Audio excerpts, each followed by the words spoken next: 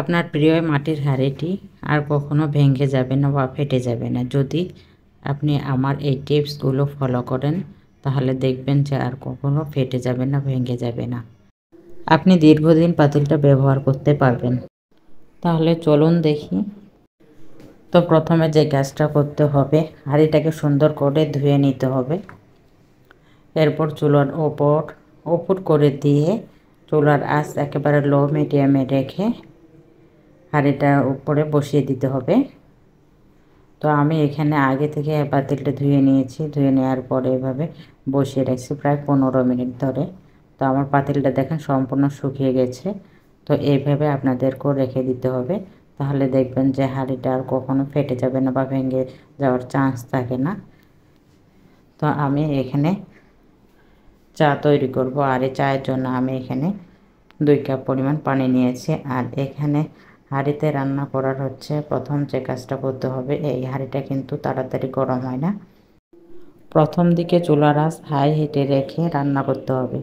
তো এর মধ্যে আমি দিয়ে দিলাম আদা কুচি, তারপর 2টা এলাচ আর দারুচিনি, এরপর 2 চামচ পরিমাণ আমি চা পাতা দিয়ে ঢাকনাটা দিয়ে রান্না করব। এই তো আমার চাটা এখানে বলে এসে গেছে। তো এর মধ্যে যেটা করব আমি এখন, এখানে আমি লিকুইড দুধ দিয়ে দেব এখানে পরিমাণ মতো। তো দুধটা দিয়ে এখন আবার আমি এটাকে ভালোভাবে জাল দিয়ে দেব।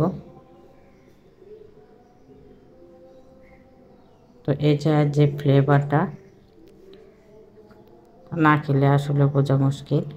তো মাটির হাঁড়িতে চায়ের ফ্লেভারটা কিন্তু অনেক সুন্দর আসে। তো এরপর আমি এখানে চিনি দিয়ে দিলাম স্বাদ মতো। আর নতুন পাতিলে যে একটা ফ্লেভার আসে সেটা কিন্তু অনেক ভালো লাগে, আমার কাছে কিন্তু বেশ ভালো লাগে। আপনাদের কাছে কেমন লাগে তো জানি না। তো এভাবে বেশ কিছুক্ষণ ধরে আমি চাটাকে রান্না করে নেব। তো এখানে কিন্তু চুলার আঁচটা একেবারে কমিয়ে দিয়ে আমি এটা রান্না করতেছি, যেহেতু আমার পাতিলটা গরম হয়ে গেছে। এখানে একটুতেই এটা উপর দিয়ে পড়ে যাচ্ছে, এজন্য আমি বারবার একটা চামচের সাহায্যে নেড়ে দিচ্ছি।